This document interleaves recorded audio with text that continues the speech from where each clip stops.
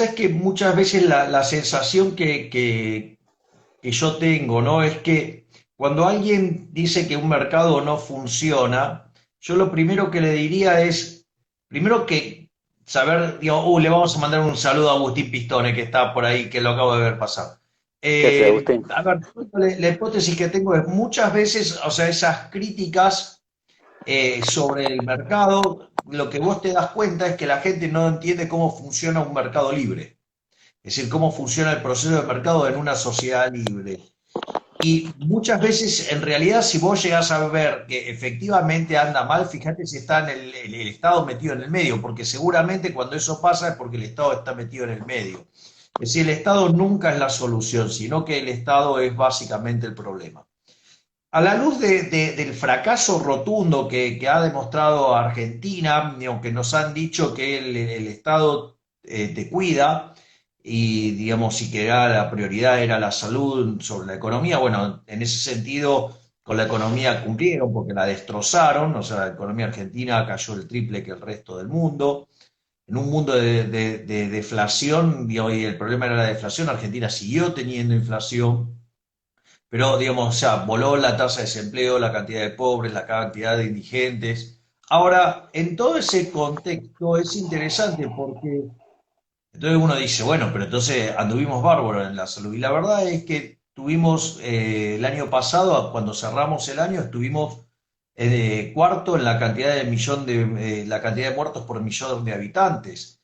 Y la realidad es que, digamos, o sea, fuimos un desastre porque no testeamos y básicamente no se testeaba porque eso no les permitía robar y ahora este año había sido planteado el problema de, miren, si no cambian en la metodología y no vacunan, digamos, o sea, va a haber un problema grave.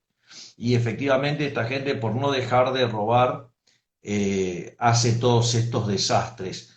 Yo focalizaría toda esta charla y creo la discusión frente al mainstream o al establishment es eso, el por qué, y una vez que tengamos claro eso, es la parte de la batalla cultural, es el tema de las metas. Bueno, ¿qué es lo que hay que hacer para?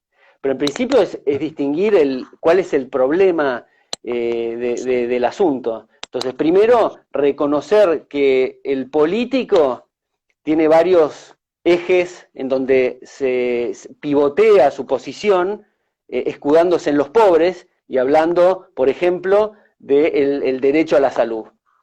El derecho a la salud, como sabemos, cualquier derecho es correspondido por una obligación. Si yo tengo derecho a la salud, quiere decir que vos, Javier Milei, y el resto de la sociedad me tiene que proveer la salud a mí. Exactamente. Con lo cual implica la violencia de a través del gobierno, quitarte recursos a vos para proveerme eso. Entonces, ¿qué clase de derecho es? Estamos escuchando mucho ahora, últimamente en este gobierno, sobre todo, como que si fuera un logro, estamos sumando derechos. Es una ridiculez Claro, es una absoluta. ridiculez Eh, total, es absoluta. la igualdad ante la ley es todo lo que tenemos en común, que nos asegura la libertad, la propiedad, el respeto a la libertad, la propiedad y la vida. La igualdad ante la ley. Todo lo que vaya más allá de eso de los privilegios, son privilegios. Entonces, ya de por sí, el tema del derecho a la salud es un pseudo derecho. En definitiva, ya están argumentando, incluyendo en el debate, que hay una necesidad que algunos trabajen para otros. Y generalmente, si yo siempre digo, esto no es la cuestión de ricos contra pobres, tenemos que pensar que el tipo, que cuando hablamos del 14 bis, de la vivienda digna, me salgo un poquito del tema para dar este ejemplo, y decimos que tiene un derecho a la vivienda digna, quiere decir que el vecino que está al lado, que trabaja La tiene total. 14 horas, tiene 3 trabajos, se toma 14 colectivos para comprarse 5 ladrillitos y una bolsa de arena todos los meses para hacerse su casa, le tiene que hacer vía la violencia a Lógico. punta de pistola a los demás. La otra es, el argumento de la política es que esto es un negocio, entonces no puede ser un negocio. La salud no es un negocio. Entonces ahí es como que se te tienen que despertar cuando te dicen eso, 4 alarmas, porque implica Claro. decir, bueno, claro, ¿dónde vamos a...? O sea, nosotros trabajamos ofreciendo bienes y servicios de mejor calidad, de mejor precio a nuestros semejantes, esa es la forma que subsistimos. Ahora digo, si no va a ser un negocio, ¿qué es eso? esas transacciones libres y voluntarias, ¿dónde van a estar los incentivos? Es la pregunta más importante. Exactamente. Lo otro es lo que tangencialmente comentaste vos del tema de los bienes públicos, ¿no? Es un bien público. La salud, que es uno de los ejemplos más claros, que no cumple con la cuestión de la no exclusión y la no rivalidad, es perfectamente, absolutamente, es perfectamente excluible. Claro, digo, hay algo muy interesante, solamente para complementar tu argumento. Sí, por supuesto, Javier. Primero es, a ver, hay sistema de salud privado al margen del público, o sea que digo, Argentina es una prueba de que efectivamente, digamos, el privado se lo puede autoproveer, por decirlo de alguna manera, ¿no? Y y no solo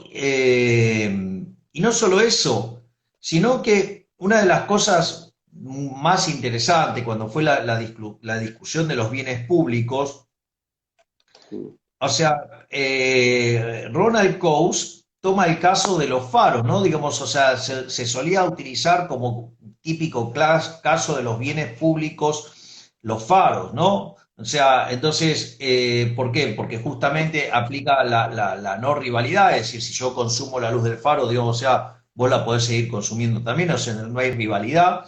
Y además, o sea, no hay exclusiones, o sea, digamos, si el dueño del faro te da luz a vos, o sea, no me puede excluir a mí. ¿No? Entonces, digo, era el típico caso de un bien público y que, digamos, o sea, eso llevaba, digamos, a una provisión insuficiente, digamos, si se dejaba en manos del sector privado. Y la realidad que uno lo que ve es que cuando mira la literatura, lo que hace Ronald Coase es analizar los faros durante el siglo XIX. Y una de las cosas que descubre es que en realidad eran todos provistos por el sector privado. O sea que eso que digo, la teoría económica supuestamente planteaba, digo, estaba mal. Eso en rigor, digo, tiene que ver con algunos problemas de construcción de la economía neoclásica. Eso, digamos, o sea, yo tuve el privilegio de discutirlo en una conferencia junto a tu padre, que hablábamos sobre la imposibilidad del socialismo y yo explicaba, digamos, los errores de la escuela neoclásica para enfrentar este tipo de cuestiones. O sea, tan mal diseñados los problemas, por decirlo de alguna manera, y que si uno los rediseñara de modo pensando la teoría económica y con una perspectiva austríaca, digo, podría demostrar justamente todo lo contrario que, bueno, digo, recordemos, digamos, yo siempre menciono que yo me convertí a la escuela austríaca leyendo el artículo de Murray Newton Rothbard, Monopolio y Competencia, traducido por tu abuelo, donde básicamente, o sea, te derrumba todo el mito ese de que los monopolios son malos, ¿no? Y en ese sentido eso te empieza a abrir la cabeza y te permite empezar a pensar de una manera distinta. Y eso era con lo que quería complementar a lo que estabas diciendo correctamente, Berti. Bueno, gracias, Javi. Sí, muy interesante y fundamental eso. Incluso te agrego también con la tecnología, todos estos conceptos de los bienes públicos, la tecnología también ayuda mucho y la innovación permanentemente a buscar ese punto en la cual puede ser un negocio y es un bien privado. Caso el tema del MP3, cuando se abrió y parecía que era todo gratis, en definitiva, después tuvimos Spotify y hay una forma de rentabilizarlo y poder, con el tema de algunos conceptos freemium de tipo samples, a llevar una cosa mucho más interesante para rentabilizarlo y monetizarlo. De manera que... No se puede, el que lo hizo perderá la plata y listo, y se acabó, pero es un problema Exacto. privado.